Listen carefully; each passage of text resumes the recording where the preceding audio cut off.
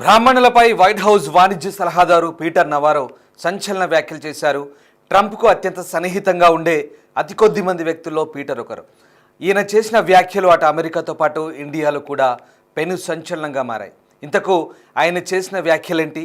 బ్రాహ్మణులను ఏమన్నారు? ఏ సందర్భంలో ఇలాంటి వ్యాఖ్యలు చేయాల్సి వచ్చిందన్న దానిపై పూర్తి వివరాలు ఇప్పుడు తెలుసుకుందాం. పీటర్ వైట్ హౌస్ వాణిజ్య సలహాదారుగానే కాకుండా అమెరికా అధ్యక్షుడు డొనాల్డ్ ట్రంప్కు సహాయకుడు కూడా. ప్రస్తుతం అమెరికా ఇండియా మధ్య టారిఫ్ వార్ నడుస్తోంది. భారత్ రష్యా నుంచి చమురు దిగుమతి చేసుకుంటుంది. దీనికి కారణం అమెరికా ఎగుమతి దిగుమతులపై అదనపు సుంకాలు విధించడమే. అయితే ఈ చమురు దిగుమతిని అమెరికా వ్యతిరేకిస్తోంది. భారత్ చమురును ల్యాండరింగ్ చేస్తుందని అగ్రరాజ్యం ఆరోపిస్తుంది. ఈ క్రమంలోనే తాము విధించిన 50% టారిఫ్లను సమర్థించుకుంటోంది. ఈ క్రమంలోనే పీటర్ నవారో కొన్ని ఆసక్తికర సంచలన వ్యాఖ్యలు చేశారు. ఒక సామాజిక వర్గాన్ని ఉద్దేశించి ప్రస్తావించారు. ఇండియన్ చమురు శుద్ధి కర్మాగారాలు రష్యా నుంచి చమురును తక్కువ ధరకు దిగుమతి చేసుకుంటుందని అన్నారు. అంతటితో ఆగకుండా ఆ చమురును మరోసారి శుద్ధి చేసి అధిక ధరలకు ఇతర దేశాలకు ప్రాసెస్ చేస్తున్నట్టు తెలిపారు. రష్యా అధ్యక్షుడు పుతిన్ తమ దేశంలోని చమురును మోదీకి అతి తక్కువ ధరకు ఎగుమతి చేశారని ఆరోపించారు.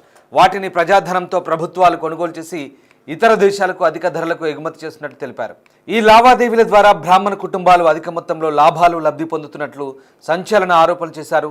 ఓ వర్గం వారికి లాభం చేకూర్చేలా ప్రధాని మోదీ నిర్ణయం తీసుకున్నట్లు తెలిపారు. దయచేసి భారతదేశ ప్రజలు ఈ విషయాన్ని గ్రహించాలని కోరారు. ప్రస్తుత పరిస్థితులను అర్థం చేసుకోవాలన్నారు. భారత ప్రజలను ఫలంగా పెట్టి బ్రాహ్మణులు లాభార్జన పొందుతున్నారంటూ ఆరోపించారు.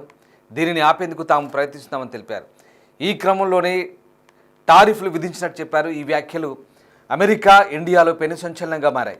అమెరికా చర్యలను కప్పిపుచ్చుకోవడానికి అదనపు సుంకాలను సమర్థించుకోవడానికి ఈ క్యాస్ట్ పాలిటిక్స్ చేస్తున్నట్లు కొందరు అభిప్రాయపడుతున్నారు. సాధారణంగా చమురును మన దేశంలో ప్రభుత్వం నుంచి అదానికి చెందిన ఆయిల్ కంపెనీలు కొనుగోలు చేస్తాయి. వాటిని శుద్ధి చేసి ప్రాసెస్ చేసి ఇతర దేశాలతో పాటు మన దేశంలో కూడా విక్రయిస్తాయి. అయితే ఇక్కడ అదాని బ్రాహ్మణ సామాజిక వర్గాన్ని కాదన్న విషయాన్ని గుర్తుపెట్టుకోవాలంటూ కొందరు సోషల్ మీడియాలో తమ అభిప్రాయాలను వ్యక్తం చేస్తున్నారు. అమెరికా ఇలాంటి క్యాస్ట్ పాలిటిక్స్ చేయడం ఆపేసి పాలనపై దృష్టి పెట్టాలని, టారిఫ్పై సానుకూల నిర్ణయం తీసుకోవాలని సూచిస్తున్నారు.